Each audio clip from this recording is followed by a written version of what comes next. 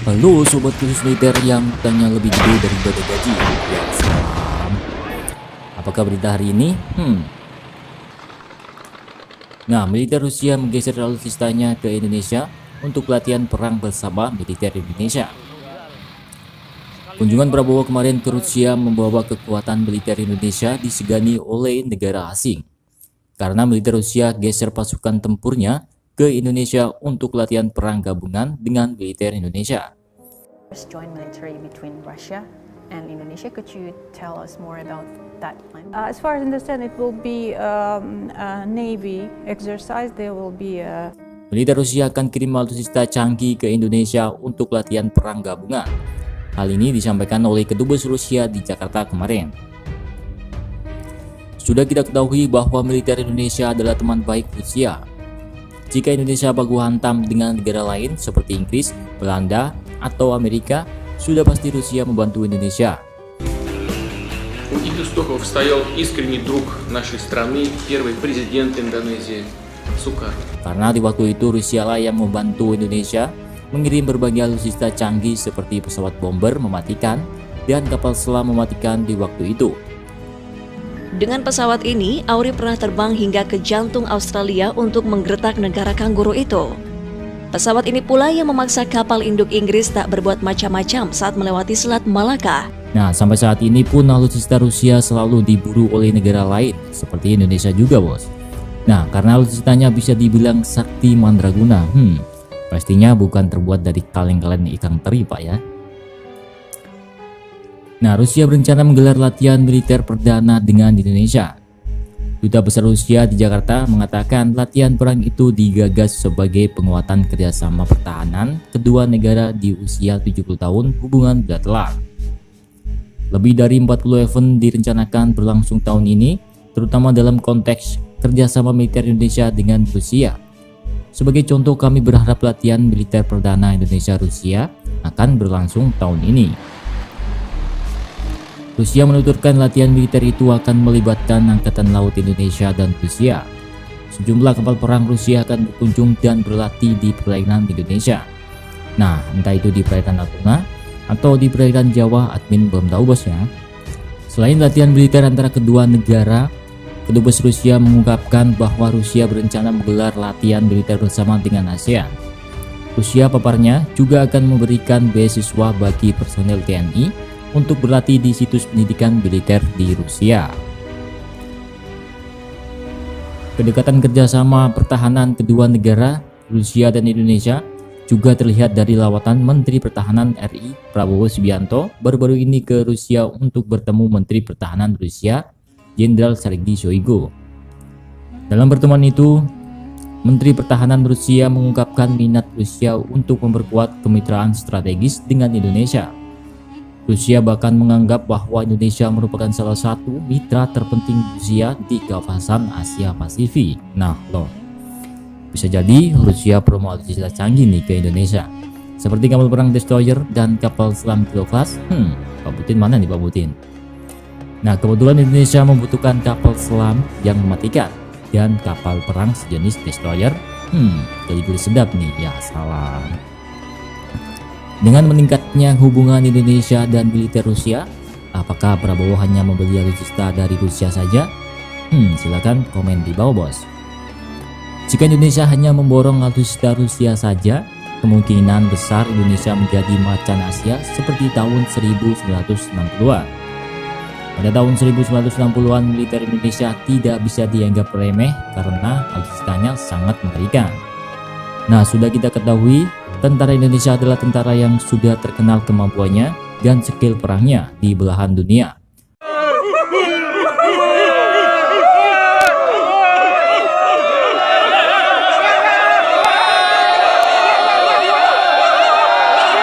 Maka dari itu, militer Indonesia sudah seharusnya diimbangi dengan peralatan militer yang menggetarkan dunia.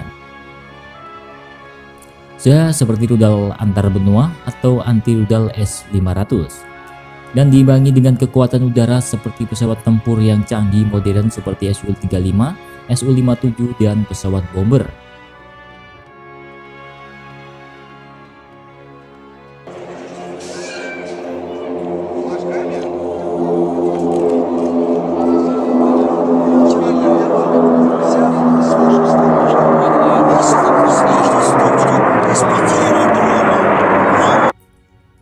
Indonesia belum memiliki rudal jarak jauh seperti rudal antar benua. Jika Indonesia diserang rudal oleh musuh, maka Indonesia hanya bisa pasrah saja, bos. Menunggu jatuhnya rudal, ya salam. Nah, jika Indonesia mempunyai anti rudal S-500, maka dipastikan Indonesia aman dari ancaman rudal.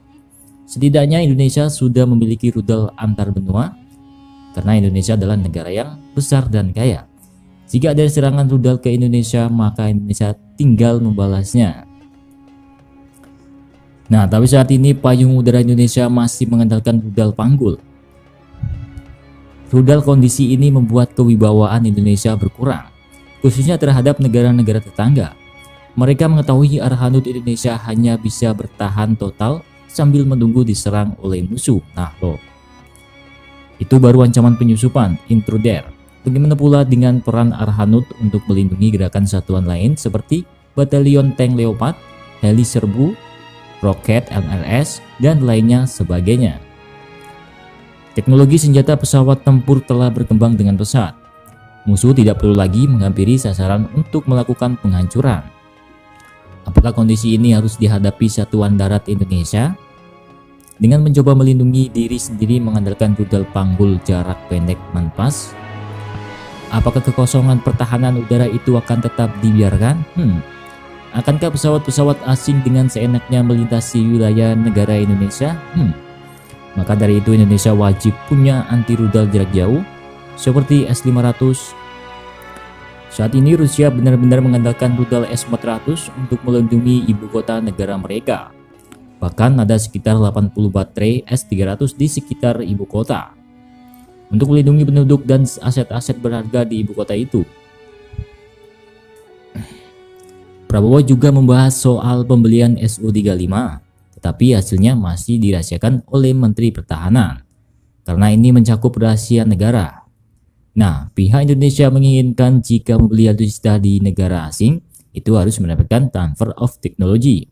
Tapi untuk pembelian pesawat Sukhoi Su-35 ini sudah jelas tidak mendapatkan transfer of technology dari Rusia. Kemungkinan kalau membeli pesawat Rafale, pihak Indonesia mendapatkan transfer of technology. Jika Indonesia membeli jet tempur Rafale, kemungkinan kedepannya Indonesia bisa mandiri membuat jet tempur kelas White.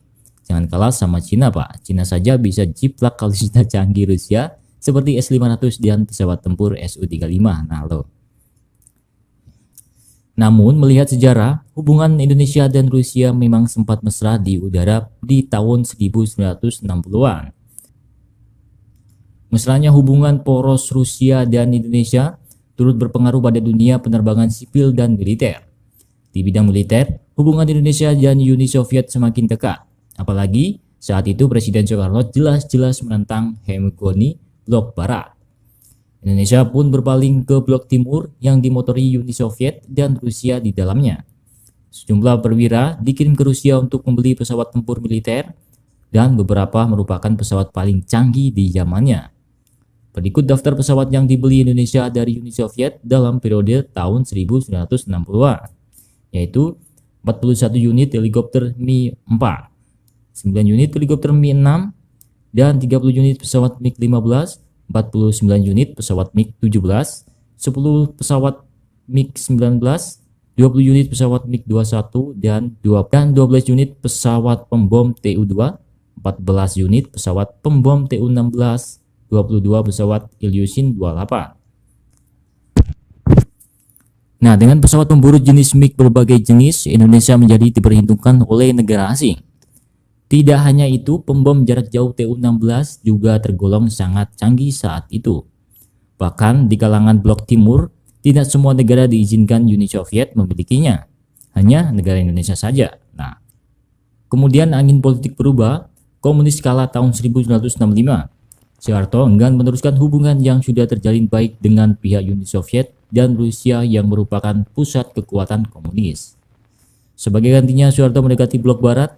Dari Australia, Indonesia mendapatkan satu skuadron pesawat F-86 Avon Sabre tahun 1973. Kemudian Amerika memberi pesawat latih T-33 Tabrid dan 12 F-16 dari Amerika.